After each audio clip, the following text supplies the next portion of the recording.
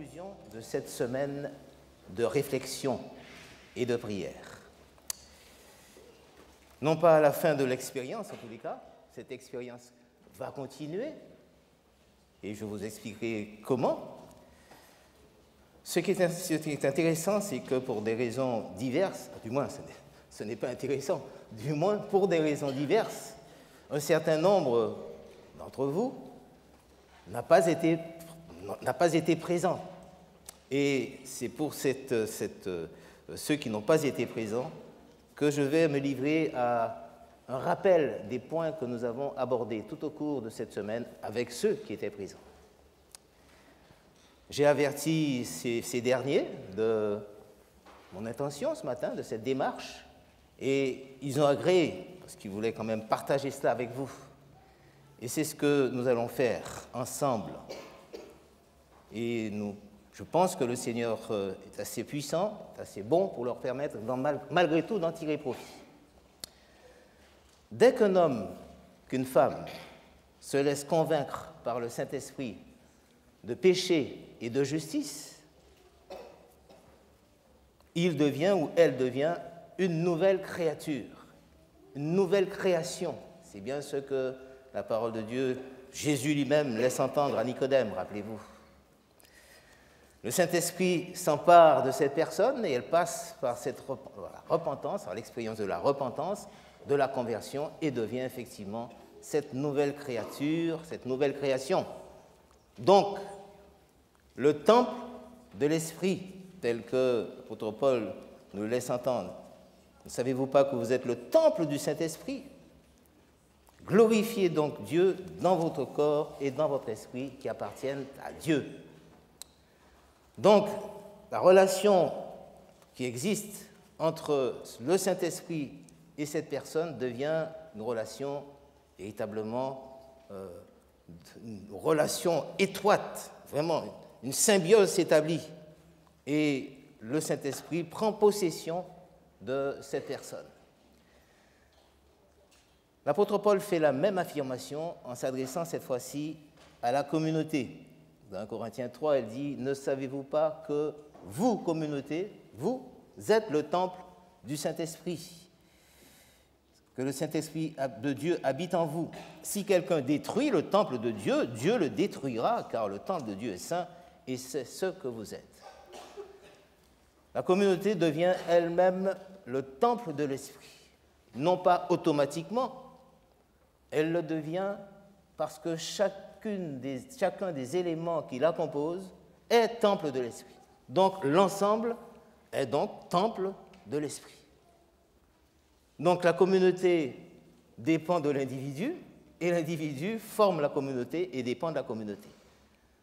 On remarque aussi cette symbiose qui doit s'établir entre l'individu et la communauté, puisque sans l'ensemble des individus que nous représentons, des temples que nous représentons, eh bien, la communauté n'existerait pas.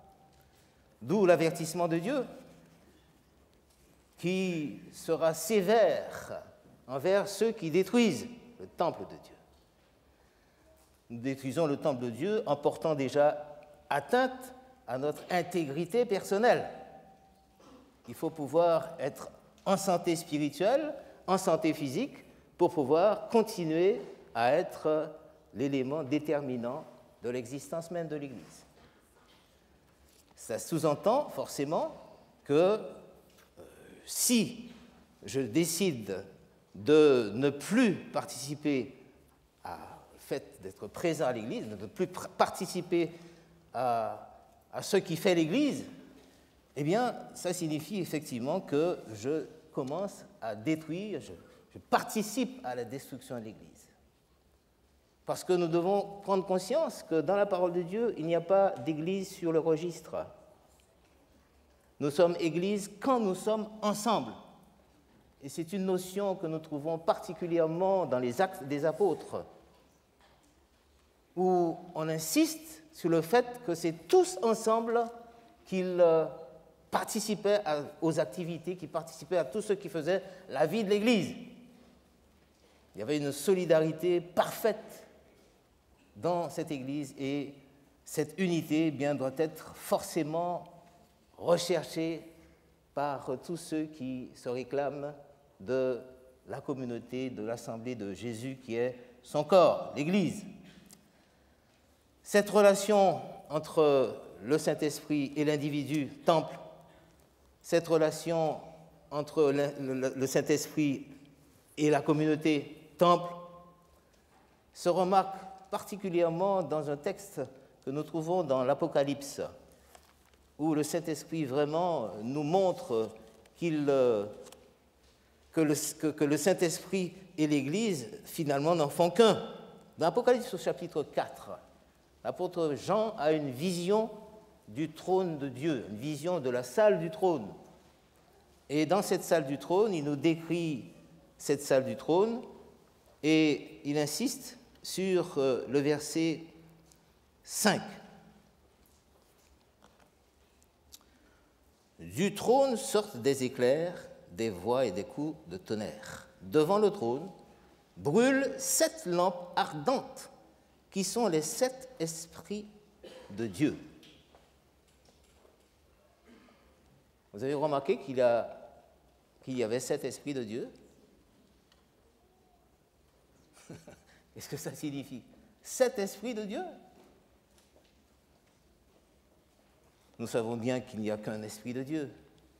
Donc le chiffre 7 que nous trouvons souvent dans l'Apocalypse en particulier est un chiffre qui signifie quelque chose. C'est un chiffre qui est composé de 3 et de 4. 3 plus 4, ça fait 7. Le 3 est le chiffre de Dieu, Père, Fils, Saint-Esprit, le Dieu 3 fois saint. Et le 4 est le chiffre de l'homme, de la terre, de l'humanité. 4 points cardinaux, les 4 vents,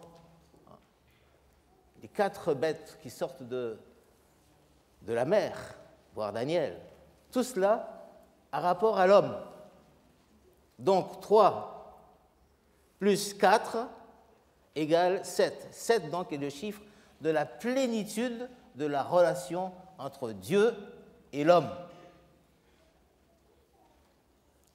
Les hommes, bien sûr, qui tiennent compte de Dieu, qui sont en relation avec Dieu.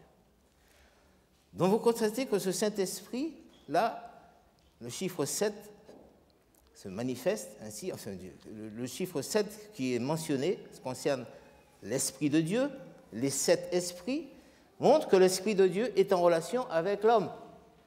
L'Esprit de Dieu, toi, est en relation avec l'homme, l'humanité. Tous ceux, bien sûr, qui tiennent compte de lui. D'où cette plénitude de cette relation entre l'Esprit et cette humanité.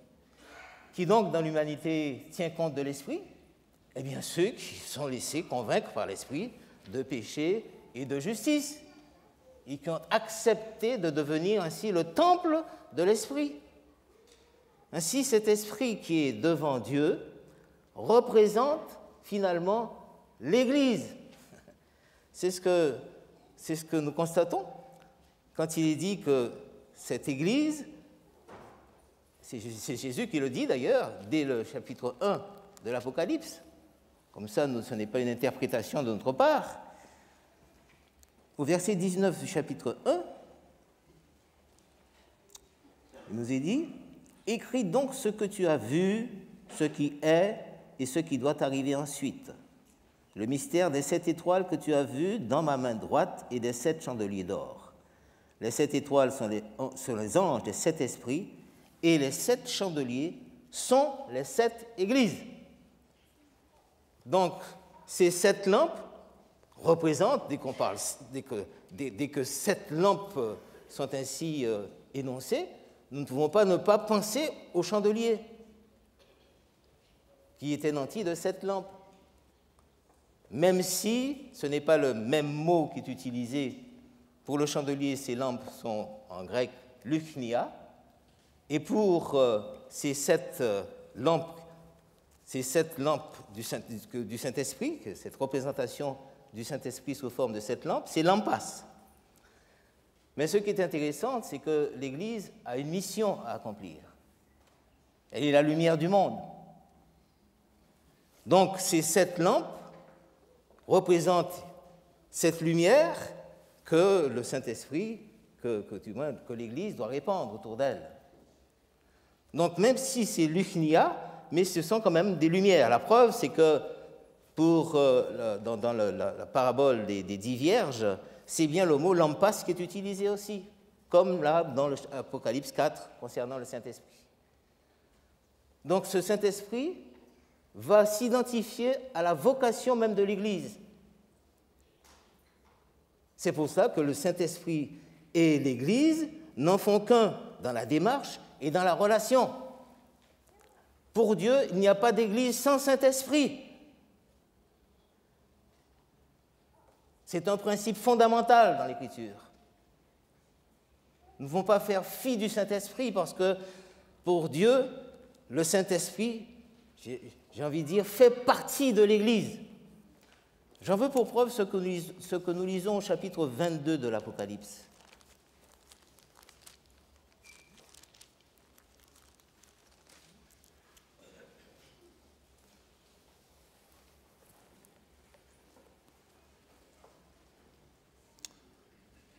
Où Jésus dit au verset 12, « Voici, je viens bientôt. » Magnifique promesse. Nous y croyons encore, j'espère. Nous attendons ce retour comme étant la bonne nouvelle, particulièrement. Nous devenons ce peuple d'espérance. Il y a une solution à la crise présente, à la crise à laquelle le monde est confronté. Il y a une bonne nouvelle, Jésus revient. Eh bien, cette bonne nouvelle, au verset 17, la réponse de l'Église, et l'Esprit et l'Épouse disent « Viens ». Il n'y a pas quelque chose qui vous choque dans cette, dans cette déclaration. Ce n'est pas étonnant concernant l'épouse, l'Église. Que l'épouse et que l'Église donc disent « Viens ». Magnifique. Dans certaines de nos églises, eh bien, cette déclaration se trouve juste là au-dessus de la chaire, au-dessus de l'estrade. Seigneur, reviens bientôt. Bien. Il y a donc quelque chose, c'est tout à fait normal. Par contre, ce qui est moins normal, c'est ce que nous lisons au sujet de l'Esprit. En regardant le texte. Et l'Esprit et l'Épouse disent « Viens ». Plus que surprenant que l'épouse dise viens, ok, mais que l'Esprit et l'Église disent viens, ça signifie tout simplement que le Saint-Esprit s'associe à l'Église pour évoquer et invoquer le retour du Christ. Seigneur, reviens bientôt. Est-ce que vous imaginez ça, mes sœurs et mes frères? Le Saint-Esprit assis là, parmi nous, et qui souligne, qui insiste, qui vient montrer son désir aussi du retour du Christ. Ça signifie que ce Saint-Esprit fait partie de la communauté. Cette communauté est son temple normal, son lieu d'habitation normal. Sommes-nous vraiment conscients et conscientes de cela? De ce privilège inouï? Jésus avait souligné, avait mis en évidence ce privilège, rappelez-vous, avant de quitter ses disciples, ou en leur donnant ses ultimes instructions. Jésus avait dit, rappelez-vous, la semaine dernière, nous l'avions lu, « Il vous est avantageux que je m'en aille. Car si je ne m'en vais pas, le Saint-Esprit ne viendra pas vers vous. » Donc Jésus se trouve là comme ayant achevé en quelque sorte sa mission terrestre pour la poursuivre dans le ciel. Mais en attendant, celui qui doit prendre le relais, c'est le Saint-Esprit. Parce que ce Saint-Esprit vous convaincra de péché, de justice, de jugement. Il le dit donc, si nous reprenons le chapitre 16 de Jean, qui était le chapitre que nous avions abordé la semaine dernière, Au verset 12, « J'ai encore beaucoup de choses à vous dire, mais vous ne pouvez pas les porter maintenant. Quand le Consolateur sera venu, l'Esprit de vérité, il vous conduira dans toute la vérité, car il ne parlera pas de lui-même, mais il dira tout ce qu'il aura entendu et il vous annoncera les choses à venir. Il me glorifiera parce qu'il prendra de ce qui est à moi et vous l'annoncera. » Jésus montre parfaitement que le Saint-Esprit, en prenant le relais, va pouvoir convaincre les disciples de ce qu'ils n'arrivaient pas à comprendre, leur annoncer, leur faire mieux comprendre la personne et l'œuvre de Christ, le caractère de Christ. Il n'arrivait pas à leur faire passer ce message, qu'il n'était pas le Messie d'Israël, mais qu'il était le Messie du monde, que son royaume n'était pas de ce monde. Pendant ces 3 ans et demi qu'il passa en Palestine, accompagné de ses disciples, il n'a jamais pu leur faire comprendre qu'il était le Messie du monde. Pour eux, c'était le Messie d'Israël. Eh bien, les disciples partageaient le point de vue de tout le monde. Il a fallu que le Saint-Esprit se manifeste pour qu'enfin ils prennent conscience de la messianité universelle de Jésus et qu'ils comprennent enfin tout ce que Jésus attendait d'eux. Eh bien, ça n'a pas été facile, parce que ces disciples, non seulement, c'est ce que nous avons aussi constaté cette semaine, non seulement ils ne croyaient pas au Messie universel, mais en croyant à ce Messie d'Israël qui était capable de permettre ainsi à ce peuple d'Israël de dominer le monde, ça a généré en eux cette espèce d'esprit de carriérisme, puisque dès lors qu'il y avait gouvernement mondial, il y avait royaume mondial, il y avait donc gouvernement mondial. Si Jésus les avait choisis, c'est que certainement ils occuperaient les places d'honneur. Et parmi ces places d'honneur, il y en a une particulièrement envieux, qu'ils enviaient du moins, eh bien c'était celle de Premier ministre, tout simplement. Et pour gagner du temps, vous vous souvenez de cette démarche de la mère des fils de Zébédée, Salomé, qui se présente à Jésus et qui lui dit, eh bien, j'ai quelque chose à te demander. Jésus lui dit, parle, que veux-tu que je fasse? Eh bien, que mes 2 fils, que tu vois ici, soient un à ta droite et l'autre à ta gauche, tout simplement. Premier ministre et vice-premier ministre. Vous vous souvenez que les autres disciples étaient scandalisés, choqués. Oh, c'est pas possible de demander des choses pareilles. Mais ils n'en pensaient pas moins, eux. Ils ont véritablement eu une réaction hypocrite, tout simplement parce que chacun d'entre eux enviait ce poste-là. Et pendant tout le ministère de Jésus, eh bien, cette relation des disciples entre eux était une relation faite de rivalité. Il fallait régler tout cela pour être opérationnel. Jésus attendait d'eux qu'ils soient les porte-paroles, les apôtres de sa mission. Comment pouvez-vous vous occuper des affaires de Dieu, des affaires de Jésus, en vous occupant de vos propres affaires, en étant obnubilé par vos propres affaires, en l'occurrence, occuper les places d'honneur?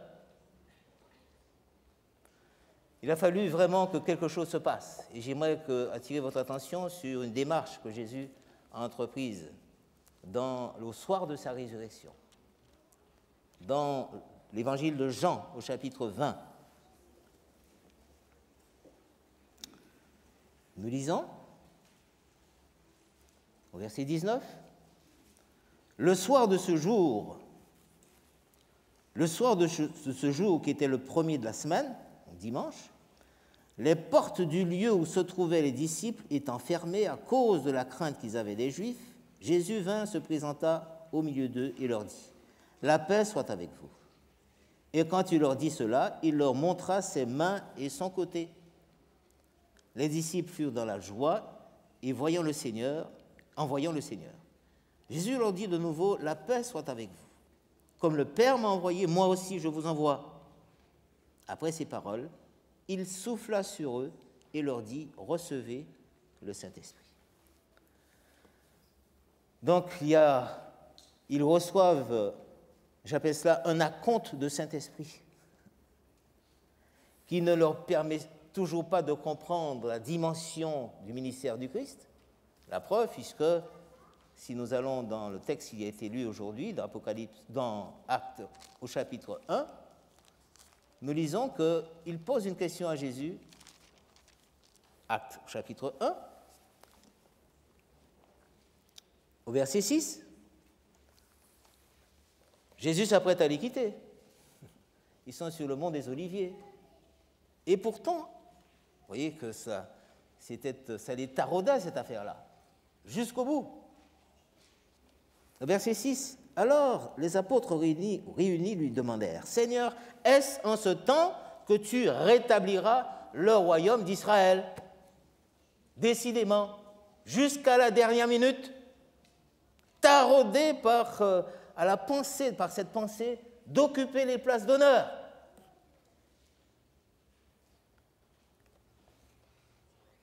Donc, ils n'avaient toujours pas compris, tout en ayant reçu ce Saint-Esprit, cet acompte de Saint-Esprit que Jésus avait soufflé sur eux.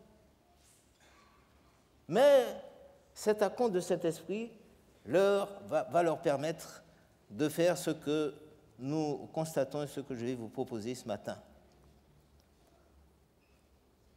En lisant donc ce passage qui a été lu tout à l'heure, Jésus leur dit « Vous recevrez une puissance, le Saint-Esprit survenant sur vous. Et vous serez mes témoins à Jérusalem, dans toute la Judée, dans la Samarie et jusqu'aux extrémités de la terre. » Donc Jésus réitère sa mission. Jésus rappelle cette mission parce qu'il est venu pour cela et il espère que cette mission se réalisera parce qu'il compte sur le Saint-Esprit. Parce que lui-même, il n'est pas arrivé à faire passer le message. Il n'était pas disponible pour ce message. Pour enfin croire que le Christ devait être proclamé en tant que Messie dans le monde. Vous serez mes témoins à Jérusalem, dans toute la Judée, dans la Samarie et jusqu'aux extrémités de la terre. Après le départ de Jésus et la venue de ces deux anges qui les a réconfortés, nous lisons au verset 12. Alors ils retournèrent à Jérusalem, de la montagne appelée des Oliviers, qui est près de Jérusalem, à la distance d'un chemin de sabbat. Quand ils furent arrivés, ils montèrent dans la chambre haute où ils se tenaient d'ordinaire. Et on nous donne les noms de ceux qui montèrent dans la chambre haute. Ça signifie que tous ne montèrent pas dans la chambre haute.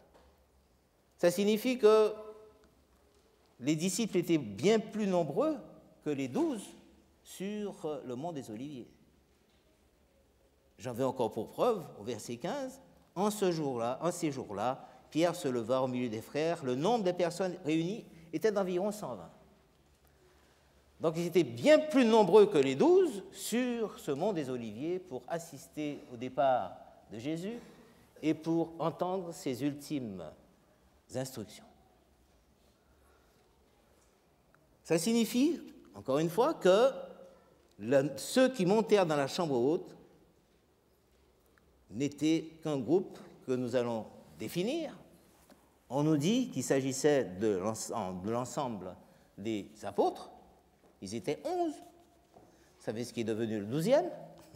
Donc ils étaient 11, plus, si on compte bien, plus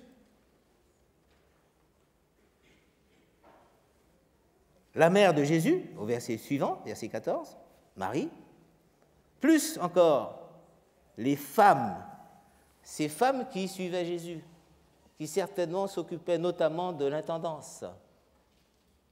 Et on nous donne dans les évangiles le nom d'un certain nombre de ces femmes. Salomé, Marie de Magdala, Marie, mère des fils de Zébédée, Salomé, mère des fils de Zébédée, et puis donc l'autre Marie. Il y avait donc un certain nombre, Suzanne, tout ceci pour vous dire que, bon, bien, il y avait à peu près, et puis ce n'est pas exhaustif, on ne donne pas les noms de tous, de toutes du moins, mais on peut penser qu'il y avait à peu près une dizaine de femmes qui suivaient Jésus. Une dizaine de femmes qui suivent Jésus, plus les 11 apôtres, plus Marie, ça fait 16, non, ça fait 22 du moins, c'est cela, 11 plus une dizaine de femmes, 21, plus Marie, ça fait 22, plus les frères de Jésus. Et nous savons aussi, dans le texte des évangiles, qu'ils étaient au nombre de 4. Ça fait à peu près, globalement, 25 personnes. Ce sont ces 25 qui montent dans la chambre haute. Ça signifie que ces 25 ont pris une quintuple décision. Et nous avons insisté sur cette quintuple décision qui, j'espère, va s'afficher, sinon je vais vous le dire, ou nous allons le découvrir ensemble. Au verset 14, nous lisons « Tous d'un commun accord ». Qu'est-ce qu'ils font? Ils décident de ne pas rentrer chez eux, d'aller dans la chambre haute. Parce que Jésus n'avait pas précisé à son départ qu'il fallait attendre dans la chambre haute. Donc, chacun est rentré chez soi, mais eux décident de ne pas rentrer à la maison. Qu'est-ce qui les a convaincus de prendre une telle décision, d'après vous? Le Saint-Esprit que Jésus avait soufflé sur eux. Cet acompte de Saint-Esprit.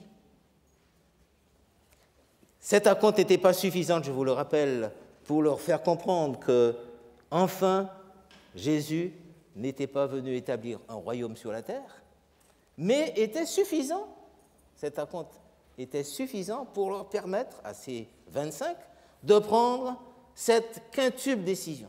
La première, c'est qu'on ne rentre pas à la maison, on reste ensemble. On ne reste pas ensemble dans la rue. On va dans la chambre haute, donc dans un lieu précis.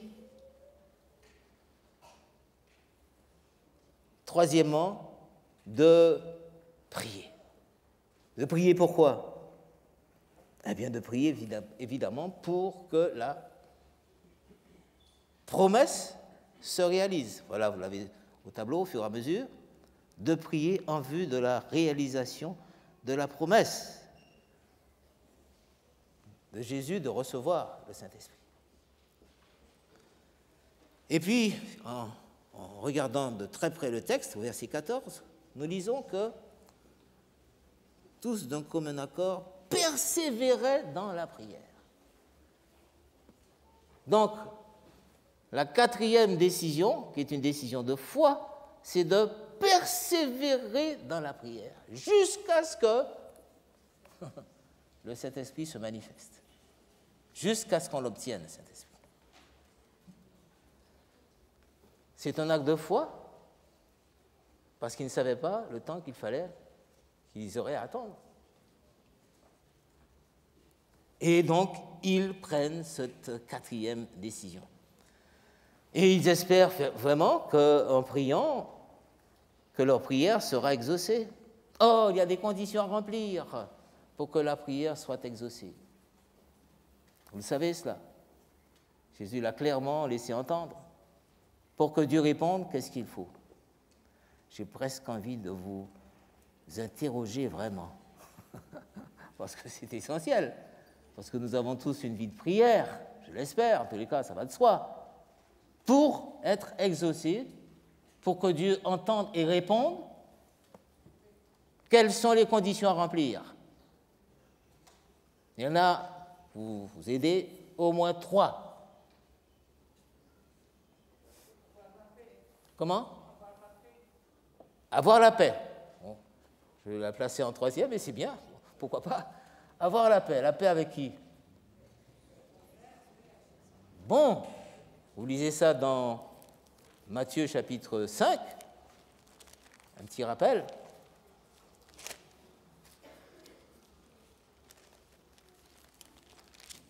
Matthieu chapitre 5 et au verset 23.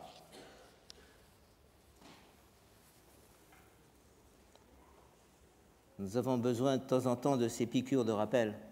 Ça nous fait du bien, ça. Si donc tu présentes ton offrande à l'autel, et que là tu te souviennes que ton frère a quelque chose contre toi, laisse là ton offrande devant l'autel et va d'abord te réconcilier avec ton frère, puis viens présenter ton offrande. Est-ce clair? Imaginez que je suis en train de prier, brusquement je prends conscience que sœur un tel et frère un tel, ça fait déjà 2 sabbats qu'il fait tout son possible pour m'éviter. C'est qu'il ou elle a un problème.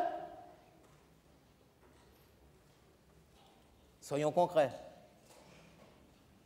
Il ou elle a un problème, puisqu'elle fait tout pour m'éviter, ou il fait tout pour m'éviter. Et je suis devant Dieu, en train de prier. Et vous remarquez bien qu'il ne s'agit pas du cas où j'ai quelque chose contre le frère et la sœur. Parce que si Jésus ne mentionne même pas ce cas, parce que c'est évident que je ne puis pas me permettre d'invoquer son nom et d'être devant son trône en train de prier, alors que j'ai quelque chose de précis contre un frère, une sœur. Ce n'est même pas évoqué par Jésus, ça va de soi que je dois aller le trouver et régler cette situation avant de me présenter devant lui. Mais il souligne, Jésus dit, si au moment où tu pries, tu te rends compte que l'autre a quelque chose contre toi, toi tu n'as rien contre lui ou contre elle, c'est lui qui a quelque chose contre toi. Ah, il ne s'agit pas pour toi de dire, bien Seigneur, c'est son problème. Hein. Pour l'instant, tu m'écoutes. Je ne puis pas souffrir comme mon frère souffre ou comme ma sœur souffre. Je suis préoccupé par le fait de le délivrer de cette souffrance. Donc ça va plus loin que d'avoir des problèmes personnels avec les uns et les autres. Et qu'est-ce que je vais faire dès le sabbat suivant, d'après vous? Je m'approche, j'essaie de m'approcher de ce frère et de cette sœur, et elle passe comme d'habitude, comme les sabbats précédents, elle passe en faisant semblant de ne pas me voir. Alors cette fois-ci, je l'arrête. Je dis, maintenant tu vas rester là et tu vas me dire ce qui ne va pas. Ça paraît simple. C'est simple. Je prends le cas, le minimum, le cas minimal, en quelque sorte. Hein. Mais c'est bien plus compliqué que ça, quelquefois. Eh bien, effectivement, je vais lui dire, je vais lui demander ce qui ne va pas. Et elle me dira, entre autres, que le sabbat précédent, non pas, il y a 4 sabbats de cela, puisque les deux derniers sabbats, j'ai essayé de l'approcher en vain. Il y a 4 sabbats, à mon tour, j'ai voulu te dire bonjour et tu es passé sans me regarder.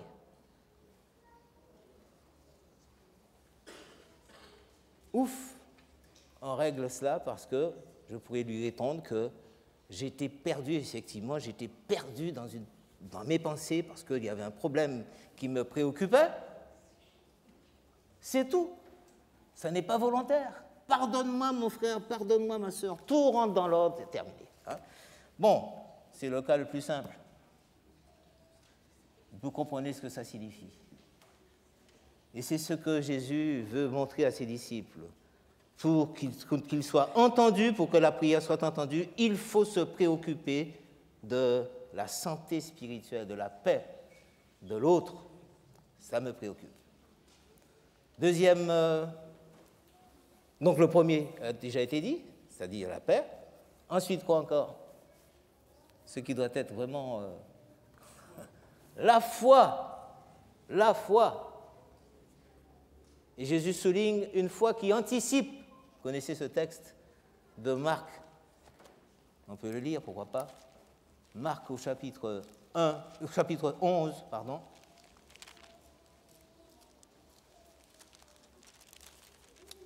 Est-ce que nous prions comme ça? Moi, je m'interroge.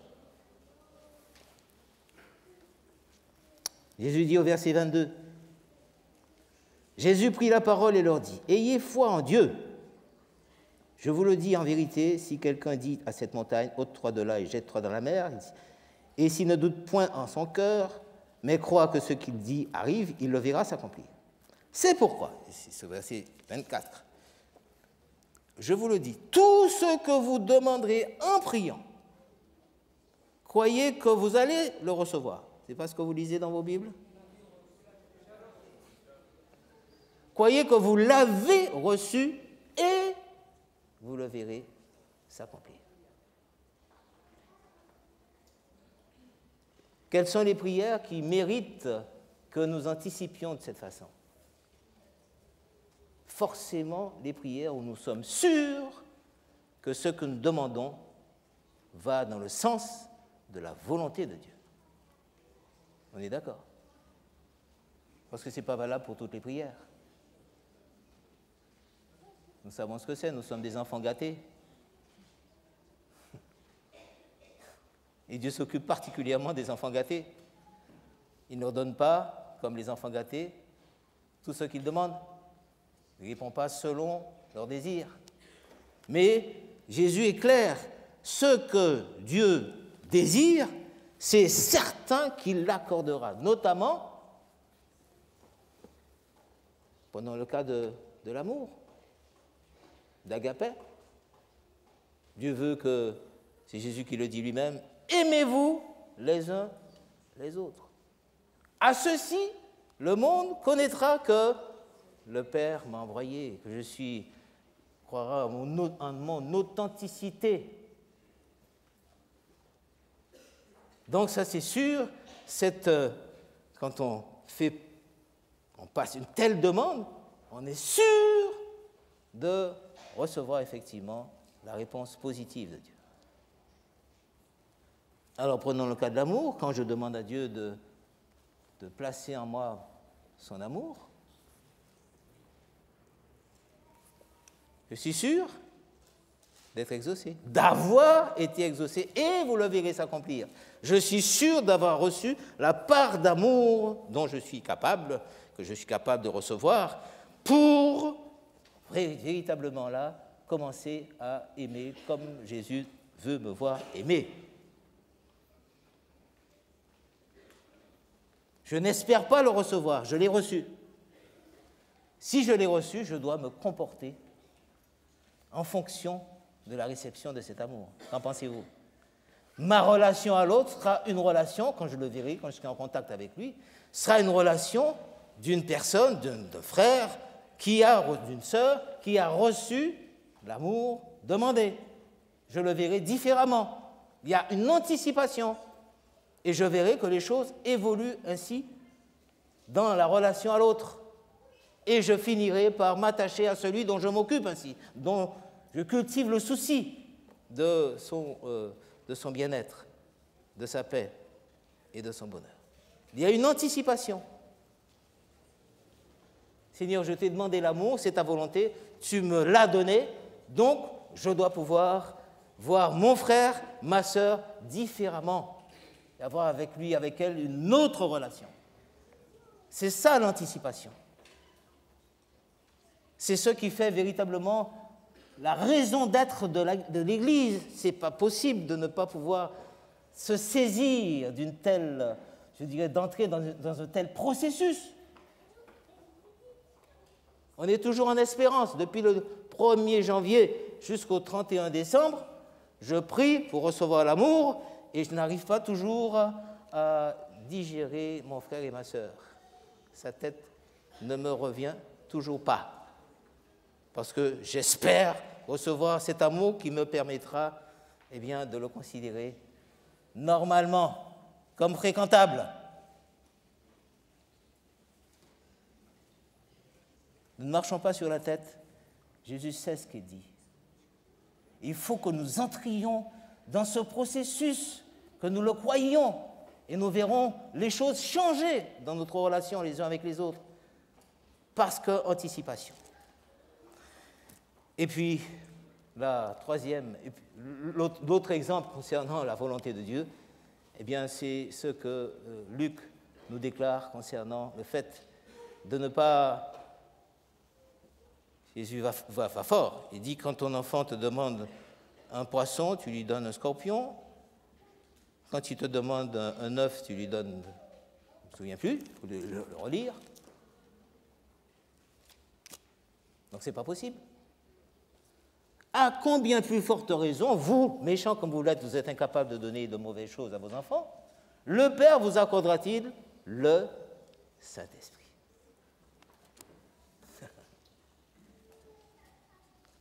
Donc, nous sommes sûrs de l'avoir reçu dès lors que nous lui le demandons. C'est ce qui s'est passé avec les disciples. Et la troisième condition, vous vous souvenez? Et j'invite les disciples à prier en son nom. Dans ces conditions, quand ces trois conditions sont remplies, et prier au nom de Jésus, ce n'est pas une formule. Quand on prie au nom de Jésus, on prie au nom de la parole créatrice qui s'est incarnée et est devenue Jésus-Christ. Donc, prier en son nom, c'est prier avec la certitude que de même que la volonté de Dieu s'est réalisée par la parole, que la lumière soit et la lumière fut, la parole a réalisé ce que Dieu, le désir que Dieu avait émis. De même, ma requête, au nom de Jésus, sera réalisée dès lors qu'elle va dans le sens de la volonté de Dieu. Donc tout cela n'est pas des formules, tout cela a du sens. Ces trois conditions remplies, la prière, de toute façon, devient déjà une réalité. Cette quintuple décision a permis à ses disciples, enfin, de recevoir, 10 jours après, ce Saint-Esprit souhaité, désiré. Et quand ils ont reçu ce Saint-Esprit, vous savez ce qui s'est produit. Ils ont reçu les dons spirituels que seul le Saint-Esprit peut prodiguer. Il en a le monopole, les dons spirituels. Et c'est ces dons spirituels qui ont permis à ses disciples de pouvoir prêcher avec puissance, avec force. 3000 baptisés à la première prédication. Celle de Pierre. 3000. J'ai déjà eu des statistiques de ce genre. 3000. Et puis quelques jours plus tard, 5000.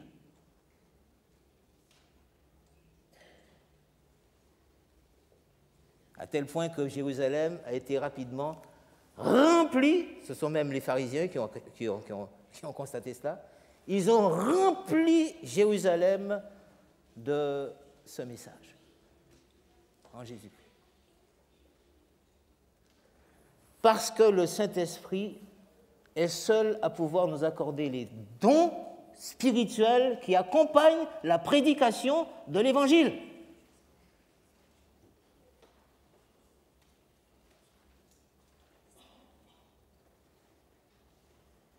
Est-ce que nous comprenons cela? Ce sont les outils normaux, pardon. Ce sont les outils normaux.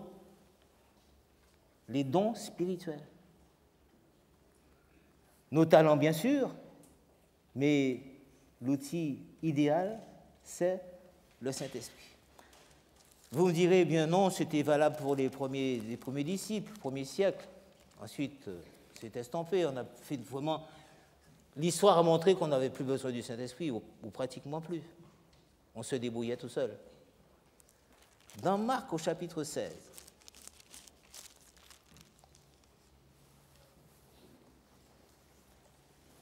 Marc, chapitre 16.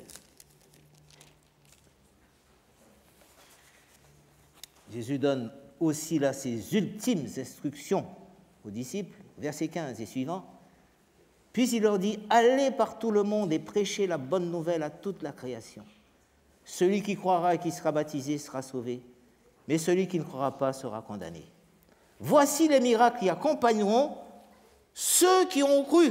En mon nom, ils chasseront les démons, ils parleront de nouvelles langues, ils saisiront des serpents, s'ils boivent quelques breuvages mortels, il ne leur fera point de mal, ils imposeront les mains aux malades et les malades seront guéris.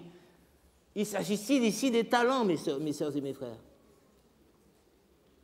S'agit-il ici de nos talents propres?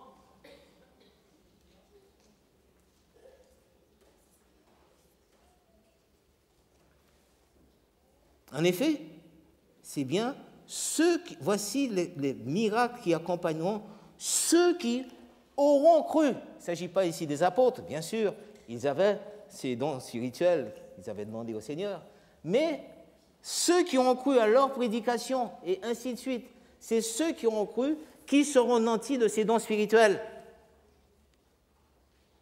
Et au fur et à mesure, pas jusqu'à la fin du 1er siècle, ça n'est pas dit là, jusqu'au retour du Christ. Quelque chose s'est perdu en route, non? Oui ou non?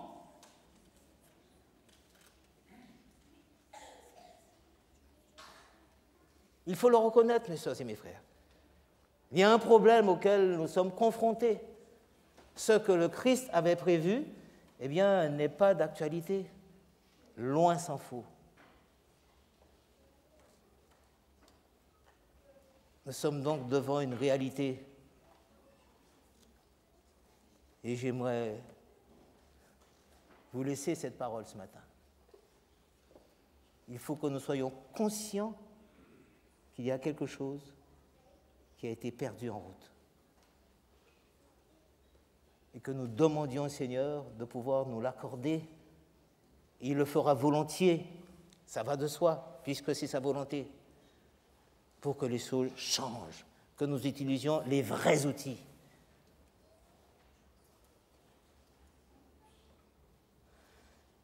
Et bien sûr, les dons spirituels énoncés ici par Jésus ne sont pas exhaustifs. Dieu connaît parfaitement, n'est pas surpris par l'évolution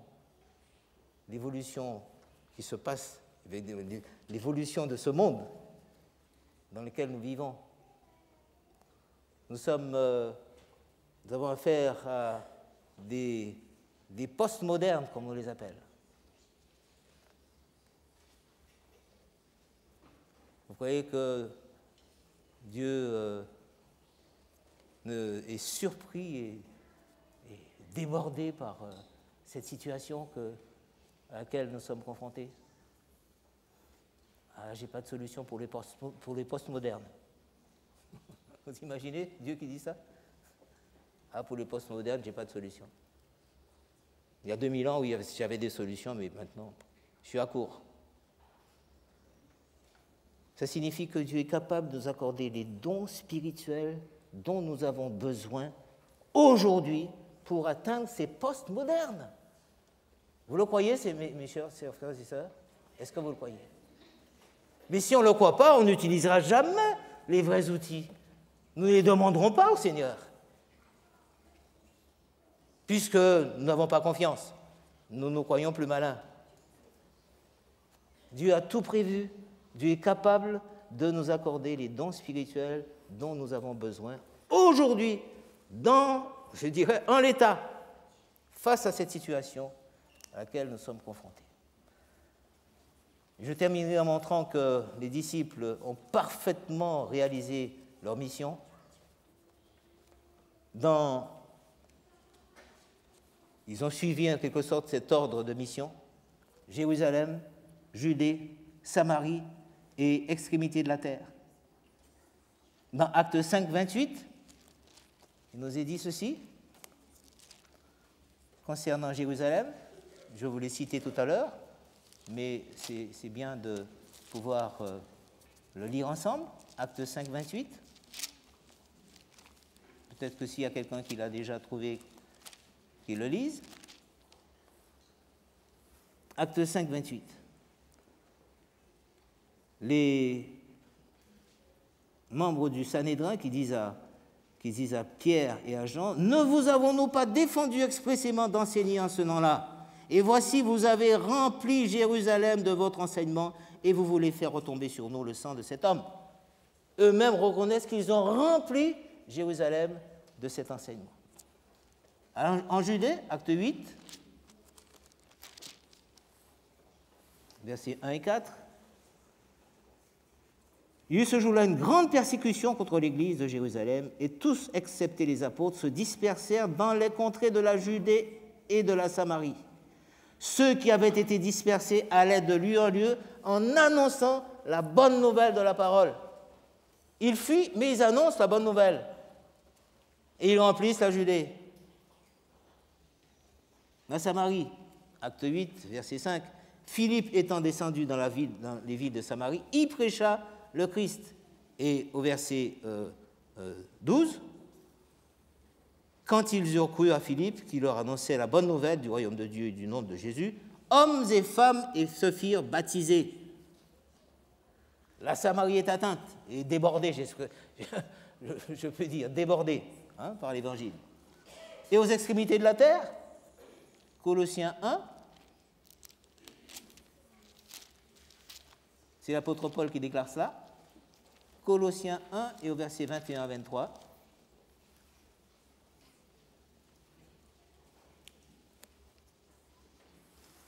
Et vous qui étiez autrefois étrangers et ennemis par vos pensées et par vos mauvaises œuvres, il vous a maintenant réconciliés par sa mort dans le corps de sa chair, pour vous faire paraître devant lui saints, sans défaut et sans reproche, si du moins vous demeurez fondés inébranlables dans la foi, sans vous détourner de l'espérance de l'Évangile que vous avez entendu, qui a été prêché à toute créature sur le ciel et dont moi, Paul, j'ai été fait ministre. L'apôtre affirme que cet Évangile a été prêché jusqu'aux extrémités de la terre. Bien sûr, il s'agissait du monde connu de l'époque, le bassin méditerranéen notamment. Mais ils avaient réussi, pour eux, la mission qui leur avait été confiée. De quels moyens matériels disposaient-ils? Téléphone? Internet? TGV? Leurs pieds? Et pour traverser la mer, le bateau, c'est tout. Mais en une trentaine d'années, ils avaient inondé le bassin méditerranéen. Il y avait des églises partout. Quel était le moyen dont ils disposaient et qui nous fait cruellement défaut aujourd'hui? Dites-moi ça. Les dons spirituels, les dons du Saint-Esprit. C'était l'arme absolue. Imaginez qu'aujourd'hui, nous réclamions cette arme absolue. Mes amis, qu'est-ce qui se passerait? Il a changé, le Saint-Esprit? Il est limité avec le temps? Eh bien, vraiment, ma prière, c'est que vraiment nous puissions comprendre qu'il est temps que nous prenions Dieu, j'ose le dire, à ma propre honte, que nous prenions Dieu au sérieux, que nous le prenions au mot, que nous croyions Et nous le verrons s'accomplir. Et les choses changeront. Que nous apprenions vraiment à placer en lui toute notre confiance. Que nous apprenions aussi à nous laisser remplir aussi par son amour. C'est ce qu'il veut aussi. Cet esprit travaille en nous pour que nous puissions voir mûrir en nous ce fruit de l'amour. Galates 5, 22. C'est lui qui travaille en nous. Laissons-le travailler. Et participons à ce travail, si je puis ainsi m'exprimer, en demandant au Seigneur de nous rendre dociles pour qu'il fasse son œuvre de transformation en nous. Que nous arrêtions de lui dire non, non, mais écoute, non, pas. Ça va, mais ça, laisse un petit peu. Qu'il fasse son œuvre en nous comme il l'entend. Isaïe nous dit, si vous êtes dociles, Isaïe 1, 19, si vous êtes dociles, vous verrez, vous mangerez les meilleurs fruits du pays. En l'occurrence, le fruit du Saint-Esprit. Alors il s'agit de demander le Saint-Esprit aussi, non pas pour faire ce travail de transformation, puisqu'il est déjà à l'œuvre, c'est nous qui l'empêchons d'agir, mais il est là, ce n'est pas la peine de le demander. Arrêtons de demander le Saint-Esprit pour me rendre meilleur. Aide-moi, comme si j'ai le pouvoir. En plus, comme si j'ai le pouvoir de me changer. Ce n'est pas la peine de demander de l'aide quand on ne peut pas changer quoi que ce soit. On est incapable, on n'est pas qualifié pour cela. Donc, on n'a pas à lui demander de venir, puisqu'il est déjà à l'œuvre. Seigneur, veuille ôter les obstacles qui t'empêchent de travailler. Rends-moi docile. Et là, il travaillera efficacement. Donc, ce n'est pas un sujet de prière, de demande du Saint-Esprit. Le sujet de prière, c'est que le Seigneur enlève l'obstacle, me rende docile. Mais pourtant, je dois demander le Saint-Esprit, c'est Jésus qui le dit. Donc, je dois le demander tout simplement pour uniquement le fait de pouvoir travailler correctement. Donne-moi ton Saint-Esprit pour qu'il me prodigue ces dons spirituels qui me permettront de répondre à la situation de notre monde aujourd'hui. Telle est ma prière et c'est ce que nous allons vivre dans tous ceux qui ont décidé de vivre une chambre haute, que nous acquérions cet esprit de la chambre haute, cette disponibilité d'esprit et de cœur, et que nous puissions ainsi accomplir la tâche. Cet après-midi, nous nous réunirons à 14h30 pour pouvoir effectivement vivre une chambre haute. Tous ceux qui veulent y participer, vous êtes cordialement invités. Que le Seigneur touche nos cœurs et nous permette vraiment de répondre à son attente ardente. C'est ma prière pour chacun.